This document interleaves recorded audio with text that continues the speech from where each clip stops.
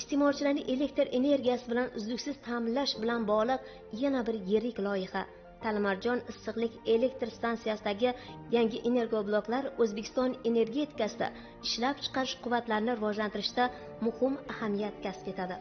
Ushbu investitsiya loyihasi davlatimiz rahbarining Talimarjon issiqlik elektr stansiyasi aksiyadorlik jamiyatini umumiy quvvati 900 megawattdan kam bo'lmagan navbatdagi bug' gaz qurilmalarini qurish bilan kengaytirish investitsiya loyihasini amalga oshirish chora-tadbirlari to'g'risidagi qarori asosida amalga oshirilgan bo'lib, yuqori samaradorligi bilan ajralib turadi.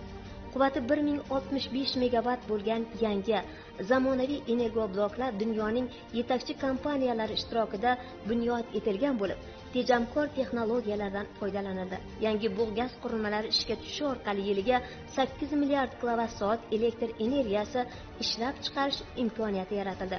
Energetika tizimidagi ushbu mega loyiha nafaqat Qashqadaryo, Samarqand va Buxoro viloyatlari iste'molchilarini, Qarshi magistral kanalidagi 7 ta nasos stansiyasini va yana ko'plab aholi punktlarini ishonchli elektr energiyasi bilan ta'minlashga xizmat qiladi. Katta marralarni ko'zlab amalga oshirilayotgan islohotlar samarasi aholini farovonlikka, taraqqiyot sari dadil yetaklab boryapti. Bu gaz qurilmalariga o'rnatilgan energiya uskunalar eng so'nggi va zamonaviy qurilmalar hisoblanadi.